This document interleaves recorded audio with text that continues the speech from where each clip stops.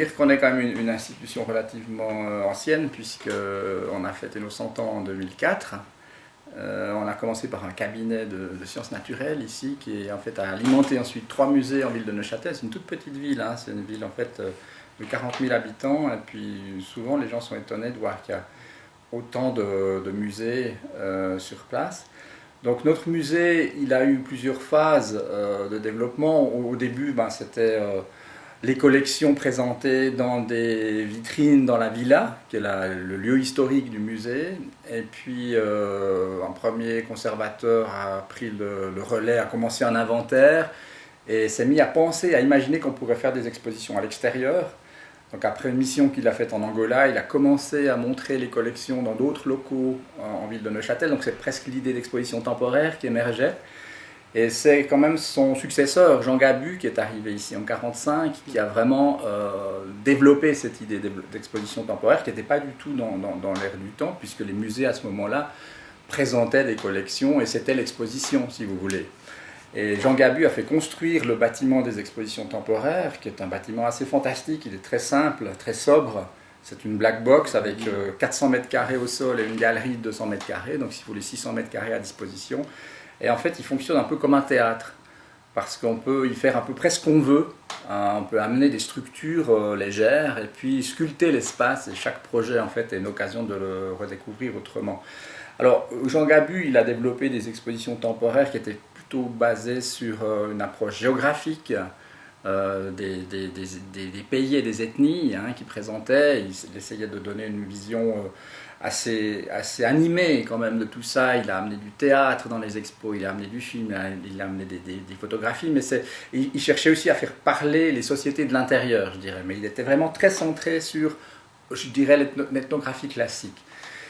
Et il a fallu l'arrivée de son successeur, donc Jacques Hénard, au début des années 80, pour qu'en fait la focale change. C'est plus l'axe géographique qui a été exploré, mais l'axe thématique, et de manière beaucoup plus transversale, c'est-à-dire en utilisant à la fois tout ce que pouvait fournir l'ethnographie classique, mais également ce que pouvait fournir notre société en matière d'objets sur lesquels il faut s'arrêter et réfléchir.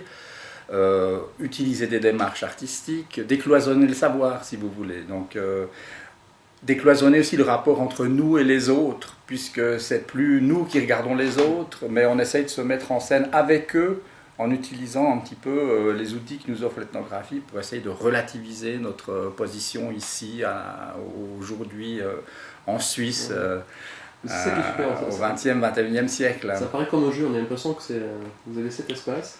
Vous faites un jeu, vous abordez toutes les thématiques, mais très accessible à tout le monde. Oui, alors c'est l'idée de base, c'est qu'on cherche à développer une problématique qui nous intéresse. Donc en fait, on ne part pas du tout d'une envie d'explorer une collection.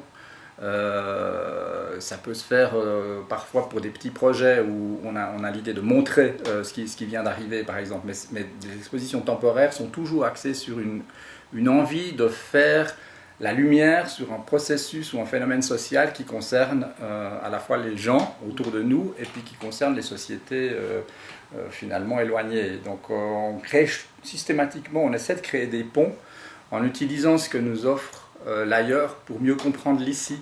Et peut-être aussi en présentant l'ailleurs comme quelque chose qui est finalement assez proche d'ici, alors qu'on a toujours l'impression que c'est tout à fait différent, que les autres sont bizarres, spéciaux, particuliers. Suivant la manière dont on regarde tout ça, on arrive plutôt à dire mais non, on n'est pas si différent que ça. Alors c'est un petit peu le jeu compliqué entre particulariser les autres, c'est-à-dire reconnaître leurs différences, et puis en même temps les admettre comme des semblables, comme des proches. Donc c'est toujours un peu ce terrain-là qui nous occupe. Voilà, c'est un monde ouvert, si vous voulez, le monde contemporain, on a vraiment plus, mais ça depuis les années 80, plus voulu le cloisonner. Alors donc c'est un musée dont la démarche est volontairement critique, réflexive aussi, puisqu'on s'intéresse à la muséographie en tant que discours, en tant que système de représentation, en tant que manière de montrer les choses, qui n'est pas neutre. On ne sait pas la réalité qui entre au musée, c'est des discours qui sont mis en scène avec des points de vue, et ces points de vue, on accepte que c'est à partir d'ici qu'ils sont développés. C'est-à-dire on accepte qu'on a des lunettes. Donc si vous voulez, l'énonciateur, il est ici. Et il regarde le monde, il regarde les représentations qu'offre le monde. Alors on ne prétend pas parler à la place des autres. C'est peut-être ce qui fait une des spécificités de notre discours, c'est qu'il est toujours centré. On a un discours ethnocentré, si vous voulez, non pas ethnocentrique. Et critique, Et critique, oui, alors ou même autocritique. Ouais. Parfois, on pratique volontiers l'auto-ironie. Il paraît que c'est une spécialité helvétique. Je pense que nous, on est de bons représentants de cette spécialité-là.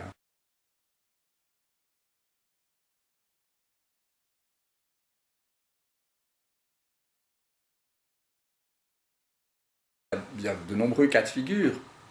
Par exemple, si je prends la première exposition que j'ai montée avec ma nouvelle équipe, c'est un sujet que j'avais touché avec une amie pour le présenter à Expo 02. C'était une grande exposition qui se passait autour des lacs ici, puis finalement le projet n'a pas été développé. On avait travaillé, on le trouvait intéressant, c'était en rapport avec la robotique. Et je me suis dit que c'était intéressant de mettre mes collègues sur cette plateforme-là qu'on avait déjà créée avec une sociologue de l'extérieur qui s'occupait de robotique dans un laboratoire. Mais là, on a étendu la focale, c'est-à-dire on s'est intéressé à toutes les nouvelles technologies qui ont un rapport direct avec le corps. Et on a développé un projet qui s'appelle le Figure de l'artifice. Alors au départ, on ne sait pas très bien où on va. On a, si vous voulez, des thèmes qu'on a envie de traiter. On a des catégories qu'on a envie de mettre en place, mais il nous faut trouver un discours, il nous faut trouver une histoire à raconter. Et là, ce qui a été assez extraordinaire dans l'exemple que je prends, donc c'était une volonté d'entrer dans ce champ-là, mais on a rencontré un mythe autour du personnage de Dédale. On l'avait rencontré dans des brainstorming au début, c'est comme ça qu'on fonctionne, on amène ce qu'on sait, et puis on parle, puis peu à peu il y a des choses qui s'esquissent. Et sont revenus à plusieurs reprises ces personnages de la mythologie grecque. Et puis on s'est rendu compte en relisant les textes, parce qu'il n'y a pas un texte unifié sur Dédale, mais il y a des fragments de mythes qu'on trouve à gauche et à droite, qu'on pouvait faire passer, si vous voulez, toutes les théories qu'on avait envie de développer autour de l'histoire de Dédale. Du moment où architecte, il était considéré comme construisant des statues plus vivantes, enfin tellement vivantes qu'on les croyait plus statues, mais réelles. Donc là, ça nous a permis d'entrer en rapport sur la cosmétique, le corps arrangé, la beauté, qu'est-ce que l'esthétique. Il a en fait été une sorte de premier roboticien, puisqu'il a construit une vache artificielle qui a permis à Pasiphae d'avoir un rapport avec un taureau. Ça, c'était une histoire après qu'il ait été chassé d'Athènes pour meurtre. Il s'est retrouvé à Knossos, et puis voilà, l'histoire continue. Ensuite, vous avez l'histoire du Minotaure qui nous fait entrer dans la génétique. Le labyrinthe, c'est un lieu qui nous a permis d'exprimer l'enfermement. Ensuite, du labyrinthe, il faut s'extraire, donc on entre dans l'homme augmenté. Il faut construire les ailes qui permettent à l'humain tout d'un coup de dépasser sa catégorie d'humain pour s'en aller. Donc on ferait toute une théorie sur l'augmentation. Et puis il y avait deux très jolies phases finales où, comme il s'était réfugié en Sicile, la première chose c'était que pour le retrouver, son ennemi juré avait cherché à lancer une énigme autour de la Méditerranée, en partant de l'idée que si quelqu'un trouvait la clé de l'énigme, ça ne pourrait être que Dédale. Donc ça préfigurait un peu une sorte d'internet à travers lequel on lance une question pour essayer, tellement précise que finalement on a relativement peu de réponses si on arrive à cibler quelqu'un. Donc là on avait construit un plateau virtuel qui permettait d'entrer dans une sorte de deuxième monde, un Second Life. C'était assez impressionnant parce qu'à l'entrée vous aviez le monde qui fonctionnait puisque la perspective était respectée. Puis quand vous entriez dans la salle, comme il n'y avait pas l'ordinateur pour modifier la perspective, eh bien tous les décors étaient on va dire, détruits enfin, les lignes étaient cassées, on rentrait dans une espèce de monde bizarre. Et le dernier épisode, c'était, on allait au-delà du post-humain, on allait au post-humain, puisque son ennemi, l'ayant retrouvé et venant pour se venger, l'ennemi a été ébouillanté par les filles du roi de Sicile. Et là, ça nous a permis de parler de l'enveloppe corporelle, qui est une sorte d'empêchement de finalement communiquer autrement que par ce corps qui nous oblige.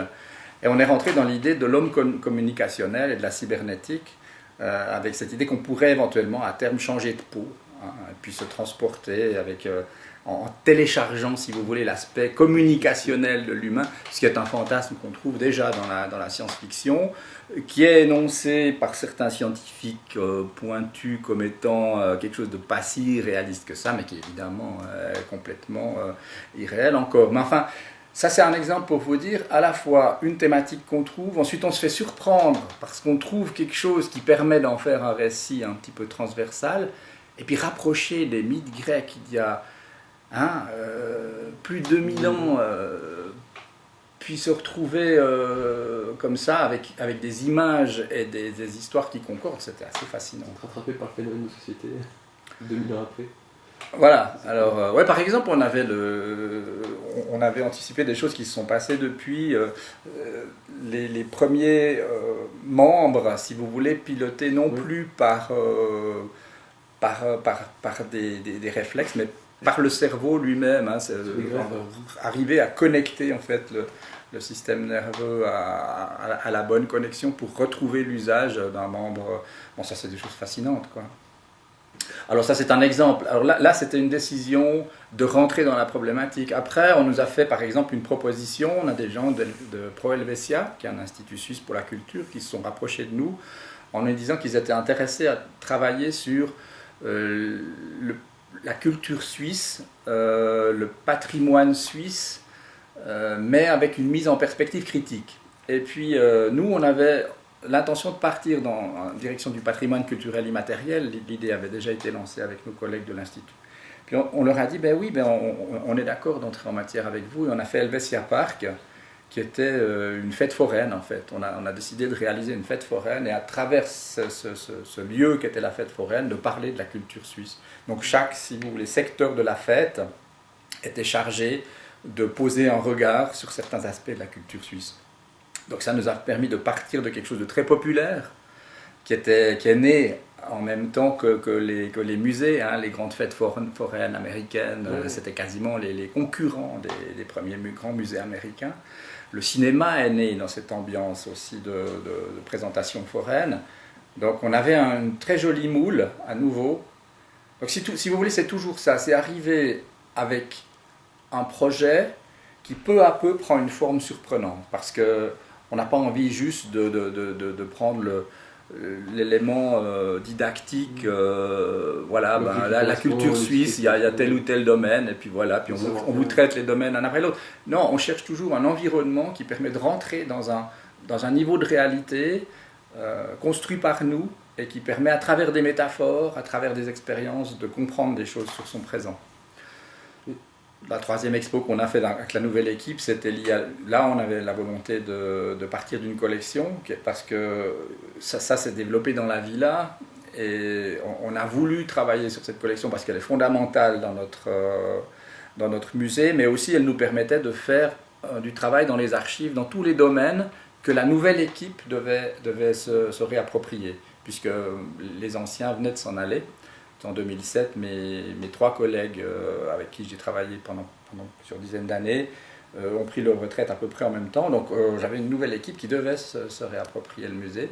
Alors on a fait un exercice en partie académique autour de la mission et autour de tout ce que sous-entend la gestion d'une collection, depuis le projet de s'en aller et de la réunir jusqu'à ce qui se passe sur le terrain, ensuite la manière dont on essaie de l'appréhender au retour, de la mettre en valeur, puis ce qui nous arrive à nous finalement, c'est-à-dire les nouvelles exigences de conservation, restauration, et aussi toutes ces questions implicites de quel est le statut de ces collections qu'on a finalement ramenées d'Angola, dont on est les dépositaires, et puis finalement, c'est quoi? Est-ce qu'on est des nouveaux propriétaires, etc. Donc la réflexion nous a amené à nous poser la question de ce qui était un patrimoine des autres et comment il fallait pour évoquer la possibilité aussi de restituer une partie de ce patrimoine. Alors, ce qui est assez génial, c'est qu'aujourd'hui, cette expo, elle est archivée sur Google, puisque quand vous venez dans notre musée à travers Google Art, vous pouvez encore retrouver l'exposition qui est aujourd'hui démontée, mais qu'on a finalement archivée grâce à l'équipe de Google.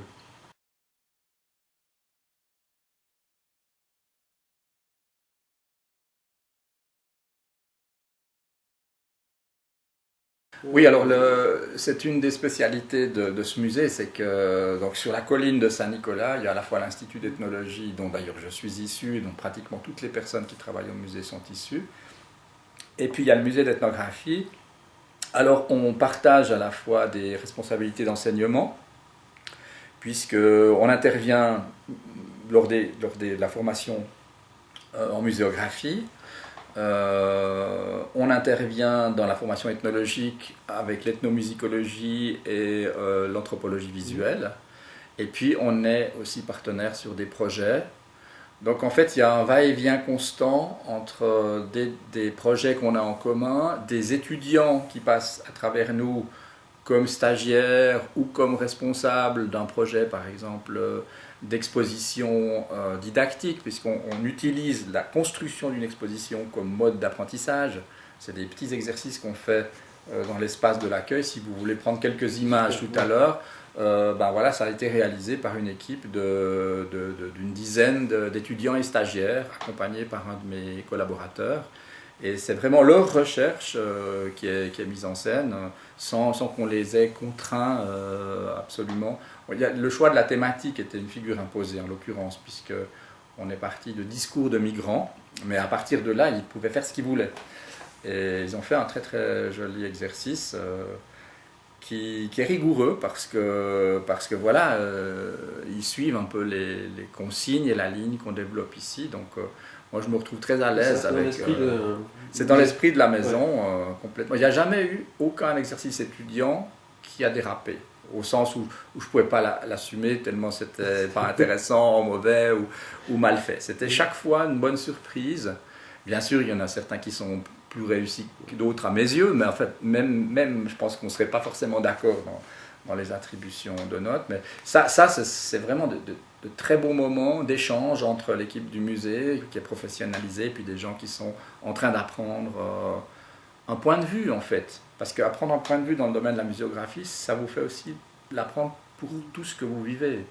Vous avez tout à fait la possibilité d'utiliser cette connaissance dans d'autres domaines ensuite. On retrouve quand même le côté critique dans leur exposition et ouvert sur une certaine diversité aussi, sur la diversité culturelle. Oui. C'est ce qu'on connaît un peu de l'esprit du musée ici. C'est ce qu'on voit de l'extérieur en fait. Ça reste assez idéologique aussi. Enfin, ça vous a jamais posé de problème aussi, ce côté un peu engagé par rapport à cette ouverture au monde, on va dire, sur les cultures en général? Non, jamais. Parce que le migrant, c'est quelque chose, surtout en France, nous actuellement, c'est quand même un sujet assez... Ben, je ne sais pas, on a peut-être une chance particulière ici à Neuchâtel. Ben, par exemple, le directeur du Dicaster de la Culture, qui est mon supérieur hiérarchique depuis 2 ans, donc ça change tous les 4 ans, ou éventuellement il pourrait rester pour 2 mandats. Mais enfin, l'autorité politique change toujours, donc il faut se faire à d'autres vis-à-vis. Ben, lui, par exemple, il est issu du travail sur la migration. Il était responsable d'un service aux étrangers ici à Neuchâtel. Donc je ne peux pas être mieux servi, en fait, quelque part, par la compréhension que lui-même a presque tendance à désirer, quoi. C'est l'inverse, si vous voulez. C'est presque trop facile dans la période actuelle, parce qu'on est vraiment en complète convergence. Alors, effectivement, il y a d'autres moments où les convergences sont un peu moins profondes, mais ils ont toujours été assez intelligents pour nous laisser finalement piloter et décider. C'est dû aussi à la renommée du musée. Hein. Finalement, on a un petit musée de province, et puis on est étonné, et les autorités le sont aussi, de voir à quel point finalement on est l'attention de pas mal de professionnels ou de pas mal de collègues qui suivent ce qu'on fait. Alors, on n'est pas un musée qui attire les foules, mais on est un musée qui attire un grand nombre de gens qui le concernent, si vous voulez. Et moi, je suis toujours fasciné quand je voyage de voir qu'on est connu ou reconnu dans des lieux où je n'aurais pas imaginé qu'on puisse avoir entendu parler.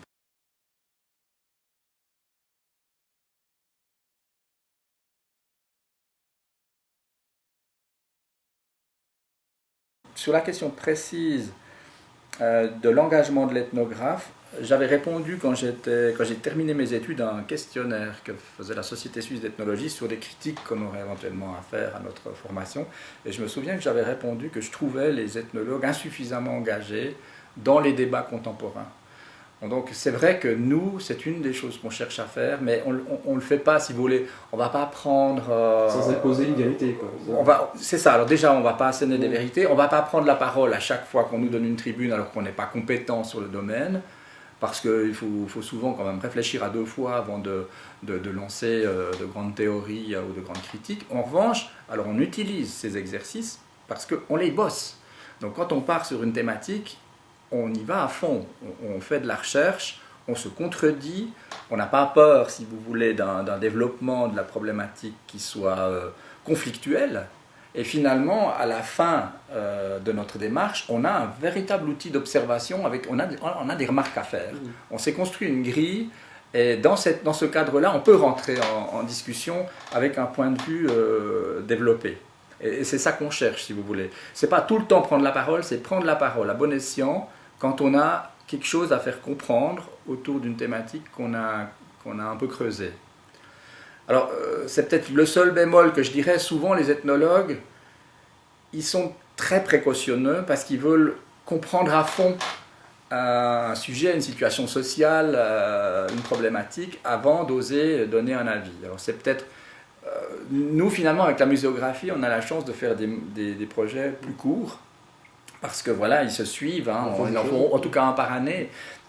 Donc, grosso modo, nos temps de réponse sont relativement courts, mais le temps de réflexion est quand même relativement intense. Donc, je dirais que ça nous positionne de manière assez favorable pour prendre la parole un peu plus souvent que seraient les collègues académiques, que le feraient les collègues académiques.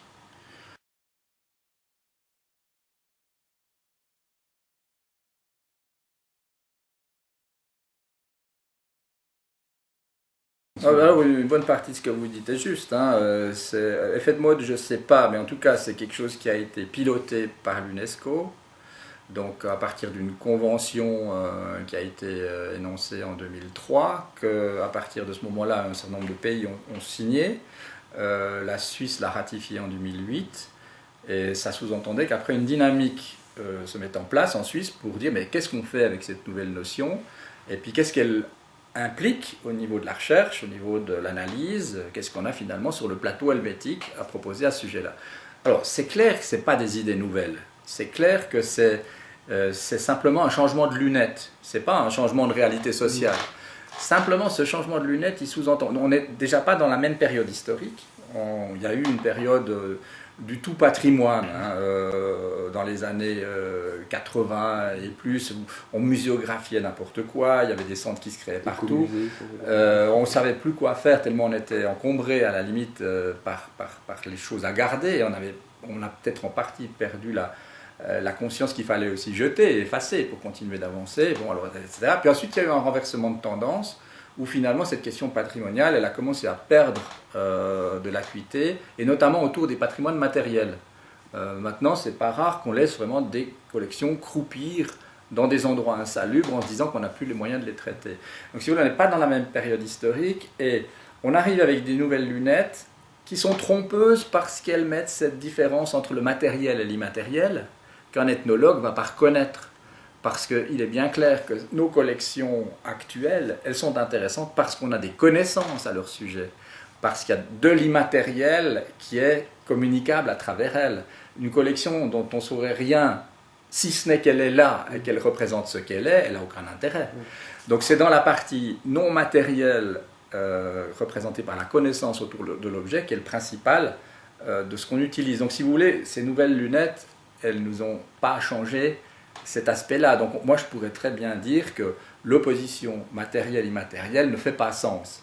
Toujours est-il que ça a lancé de nouveaux programmes autour de sujets légèrement décalés, puisque c'était en posant l'immatériel comme focal, on est parti plus sur des traditions liées au geste, liées au spectacle, liées à la performance, liées au savoir-faire, liées aux techniques. Donc ça a quand même un peu changé la focale.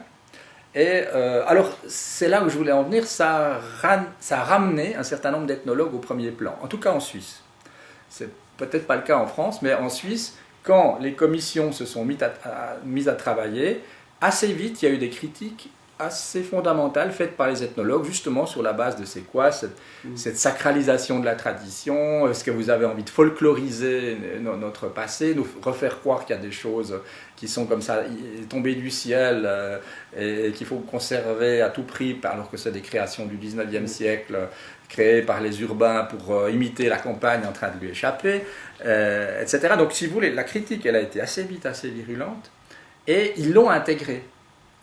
Ils l'ont intégré en mettant aux commandes de certains groupes cantonaux, non pas seulement des ethnologues, mais en tout cas une partie d'ethnologues. Ils en ont pris dans les commissions qui étaient chargées aussi de faire les sélections. Et on est arrivé à un bizarre discours où, dans une certaine mesure, ils sont devenus constructivistes, c'est-à-dire qu'ils admettent effectivement l'idée que cette question du patrimoine, on l'a construit ensemble à travers des discussions, des rapports de force, etc. Puis en même temps, le processus lui-même, il va quand même à peu près dans la même direction, c'est-à-dire il va quand même dans une espèce d'exploitation, on va dire, touristique, touristico-commerciale, de ce qui est relativement spectaculaire dans les activités rituelles des campagnes, par exemple. Donc, si vous voulez, les ethnologues n'ont pas forcément suffi à renverser complètement la dynamique générale, qui est celle finalement qui est imposée par l'UNESCO. Alors ça c'est une critique que je pourrais formuler. J'ai l'impression que les cadres dans lesquels finalement ces choses se développent sont tellement contraignants que vous les retrouvez à la fin, quelles que soient les positions critiques qui ont été développées en chemin. Il n'empêche que tout ça, ça réchauffe toutes les connaissances, tous les savoirs, toutes les dynamiques au passage. Et tant pis si tout d'un coup il y a 7 ou 8 objets qui sont déposés à l'UNESCO de manière très sacralisante, un peu comme si on n'avait rien dit, parce qu'en même temps, on a débroussaillé pas mal de choses, on a renouvelé les débats, renouvelé les visions, donc il y a quelque chose qui a changé quand même positivement dans l'expérience. Donc je ne suis pas, si vous voulez, noir ou blanc, là je serais relativement nuancé, tout en étant effectivement critique, puisque alors on ne s'est jamais caché de trouver cette opposition un peu absurde.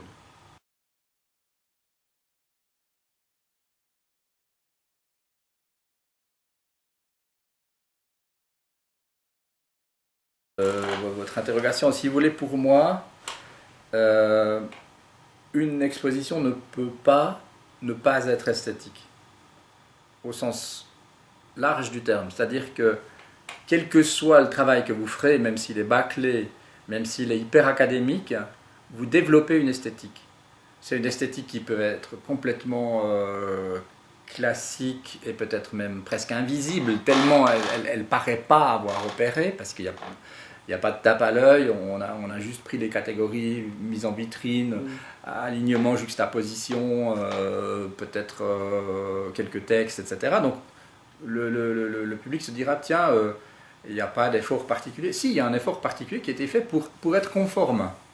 Hein, c'est rentrer dans le moule de quelque chose qui finalement ne fait pas trop de bruit. Mais c'est une esthétique.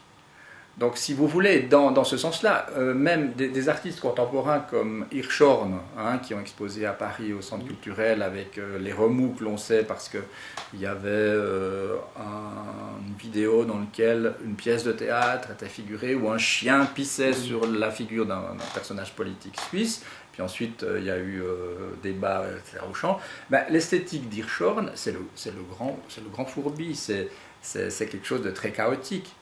Mais c'est une esthétique qui est reconnue comme telle et qui est même appréciée comme telle. Donc, si vous voulez, l'impression que j'ai, c'est qu'on ne peut pas faire l'impasse sur des choix esthétiques. Mais simplement, le problème, c'est que tous les sujets ne peuvent pas être traités avec une même densité de matière, de couleurs, d'éclairage, d'interactivité, les uns que les autres. Donc il faut chaque fois trouver la bonne manière de mettre en forme. Voilà, c'est plutôt ça que je dirais.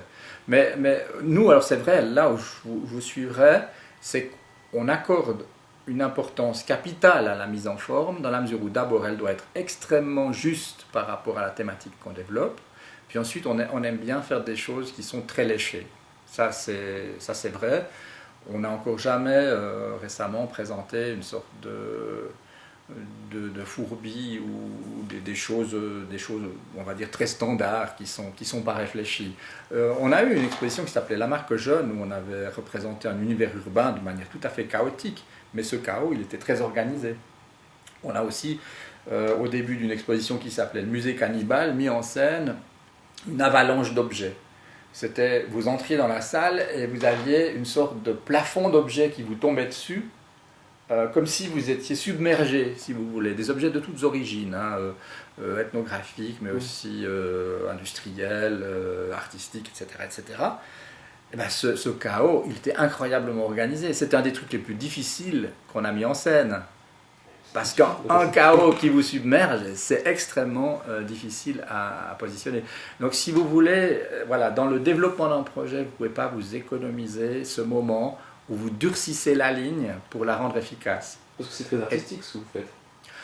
Alors, on peut utiliser le terme artistique, on peut utiliser le terme esthétique, on peut utiliser le terme léché, etc. Tout à fait. Tout, je dirais que tout est pensé.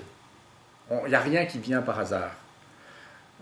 Souvent au cinéma, quand on voit un plan, on se dit tiens, il est marrant ce plan, on dirait que les gens sont complètement libres dedans. Ben, on oublie qu'il y a une équipe qui a dit à machin, là-bas derrière tu fais le trajet de droite à gauche, le chien on le lâche dans le champ au bon moment, etc. Et ben, la mesure c'est pareil. Il n'y a rien qui est dans le champ qui n'a pas été analysé comme étant là, et s'il est là, c'est qu'il n'est pas ailleurs, si vous voulez. Et c'est ça qui fait aussi partie de l'apprentissage qu'on offre à nos étudiants, quand ils viennent se confronter à ces démarches, c'est que tout fait sens.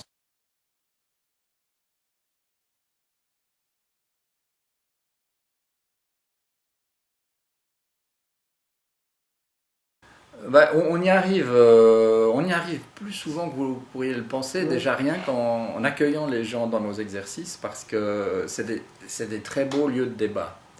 Donc les visites commentées, les accueils de groupes, que ce soit des étudiants d'autres universités ou même de celle-ci, enfin, ils passent tous de toute façon par nos expos. Et les débats qu'on peut avoir à ce moment-là, je dirais, ils sont toujours des plaidoyers pour l'ethnographie, en fait. Parce que c'est ça qu'on est.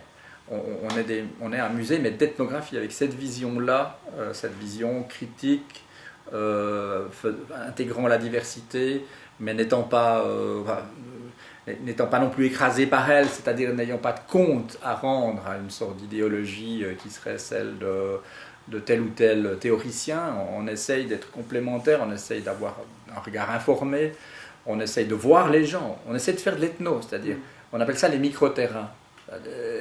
Parce qu'on n'a pas le temps de faire des terrains de plusieurs mois quand on développe une expo, mais il faut sortir des bureaux, il ne faut pas construire nos thématiques uniquement sur des claviers, en tapotant sur des claviers pour avoir accès à Internet. Même si aujourd'hui on travaille beaucoup plus avec la documentation mise à disposition par les réseaux, il ne faut pas s'économiser l'enquête et l'approche et la relation.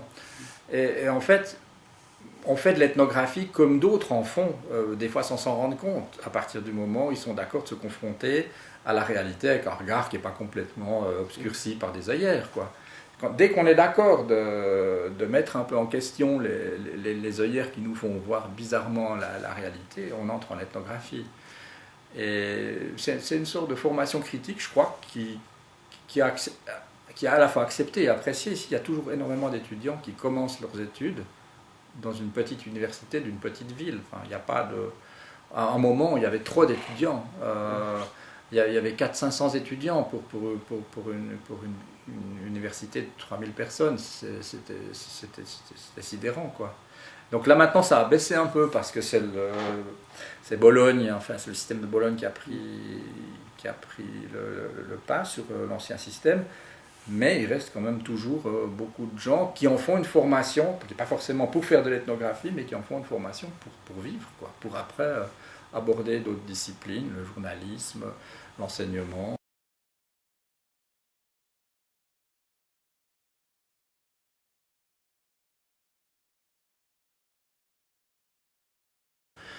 Nous, on a fait un exercice muséographique il y a un certain temps déjà, qui s'appelait La Différence. On l'a fait avec nos collègues de Québec, du Musée de la Civilisation, et de Grenoble, musée dauphinois. Puis ensuite, il y a eu une antenne qui a été construite à Paris par les ATP. C'est une expo qui a circulé, donc elle a commencé à Neuchâtel, elle a passé en France, puis ensuite elle est allée à Paris, puis ensuite à Québec. Oui, en France, c'était donc à Grenoble, à Paris, puis à Québec. Et dans cette expo, on a thématisé cette question de diversité, différence. Alors, si vous voulez, un peu la vision que j'ai, c'est que la diversité, elle est là. Elle nous entoure, elle est partout. Diversité de fonctionnement, de forme, de compréhension, de culture, etc. Et puis, vous avez un outil qui vous permet de commencer à faire des découpages à l'intérieur de cette diversité qui justement s'appelle la différence. C'est-à-dire, tout d'un coup, vous mettez des frontières, vous mettez et vous dites celui-là il est différent parce que, puis vous dites, vous énoncez les critères qui vous font voir les gens. Donc si vous voulez, c'est ça que je vois, c'est une espèce d'opposition constante entre la volonté de faire la différence et d'aller découper le continuum, et cette présence continuelle de la diversité qui nous rappelle qu'elle est là, qui nous rappelle qu'elle est complexe, qui nous rappelle qu'il faut qu'on change nos outils, qu'il faut qu'on ne soit pas complètement imbécile quand on essaye de dire ben ça c'est différent de ça parce que. Et ça, c'est particulièrement vrai avec les gens. Dès qu'on se met à vouloir faire des différences entre les personnes, on commence à dire des bêtises. Ça commence les plus affreuses ont été commises par les racialistes et les racistes qui partaient du phénotype pour faire des différences entre les gens. Bon, aujourd'hui, on sait que les races n'existent pas, puis qu'il faut aller chercher tout ailleurs les différences entre les gens. Mais vous avez beau l'avoir établi, c'est un discours qui passe mal. Et les gens reviennent, enfin pas passablement de commentateurs un peu café du commerce, reviennent toujours avec ces vieilles catégories de la différence, mais de la différence un peu brute de décoffrage, absurde, et qui mène à des jugements péremptoires. Alors ça, c'est une des missions qu'on a, nous, en ethno, c'est de rendre attentif à cette présence de la diversité et de la difficulté de l'appréhender avec finesse et avec intelligence. Donc il faut toujours qu'on soit en train de discuter les outils qui permettent de faire des différences, si vous voulez. Et ça, c'est une bonne entreprise comment dire, de décalcification de site internet. Une nouvelle version va être ouverte l'année prochaine. C'est un lieu fondamental à la fois de consultation de nos collections, parce que notre base de données est et sera à nouveau en ligne, et puis comme la collection sera complète, ce sera un outil fantastique. Et puis on a Google qui est venu dedans, et qui finalement... Enfin, si vous voulez, c'est des outils convergents qui permettent de compléter soit l'absence de visite, soit la visite concrète. Puis après, il y a tout ce qu'on fait autour des animations. Donc on ne considère pas que l'expo est le seul moment où on peut venir. On peut revenir autour de la thématique parce qu'il y a un film, parce qu'il y a une conférence, parce qu'il y a une table ronde, parce qu'il y a une pièce de théâtre. Mais on ne fait pas de la culture pour la culture. C'est toujours en rapport direct avec la démarche qu'on a développée. Sans ça, on prend la place des autres acteurs culturels locaux où ils sont nombreux. Quand vous faites, je repense à ça, quand vous faites une exposition qu'elle est bouclée, est-ce que vous prenez du temps pour errer dans l'exposition, pour l'apprécier Quand elle est finie? Oui. Ah ouais, tout le temps. Est-ce que vous prenez une journée, pas une journée, mais une heure pour, voilà, je vais faire l'expo, je vais me la faire, je vais la visiter Oui. Alors, pour être tout à fait franc, c'est pas forcément la même chose pour tous les projets. Il y a des projets qui nous amènent carrément dans Bruit, par exemple. On avait une toute première salle. Non, la toute première salle, c'était des figurines qui avaient servi aux artistes à créer leurs monstres dans Bastocalypse. Mais la deuxième salle, c'était une sorte de cale de sous-marin où vous aviez des caisses, et quand vous marchiez sur un certain nombre de ces caisses, il y a des sons qui apparaissaient. C'était en fait comme des sortes de stockage de sons. Et ces sons, en fait, c'était les musiques qui, à un moment donné de leur évolution, ont été considérées comme du bruit, et puis aujourd'hui sont considérés comme faisant partie du patrimoine musical. Donc on a chaque fois cherché à travailler sur cette notion de bruit qui avait passé la frontière et qui avait été incorporée aux musiques. Alors ça, j'allais très souvent le matin me jouer ma propre partition, donc passant d'une caisse à l'autre. Il y avait des choses très très méditatives, il y avait des choses extrêmement hard rock, il y avait même du noise japonais. Et franchement, c'était des lavages de cerveau que je me faisais volontiers, juste comme ça, pour commencer la journée. Alors ça, c'était particulier. Même maintenant, par exemple, Auchan, qui est une proposition très immaculée, il faut traverser un frigo pour entrer dans une espèce de pôle Nord métaphorique. Eh ben moi, quand je passe le frigo avec des collègues ou des amis ou des visiteurs que je mène dans l'expo, je suis ravi, quoi. Parce qu'il y a à la fois, moi, ma redécouverte de ce passage, et puis il y a la leur. Parce que quand même, sortir d'un frigo dans une espèce de magasin d'art ménager, et puis rentrer au pôle Nord, c'est l'image inversée d'une BD de Book qu'on avait consultée à l'époque où on a fait l'expo Le Trou. C'était un Esquimau qui rentrait dans un igloo et qui ressortait par son frigo. Donc si vous voulez, on propose la visite inverse aux visiteurs. Mais ça me ravit, quoi. Merci. Eh ben, c'était volontiers.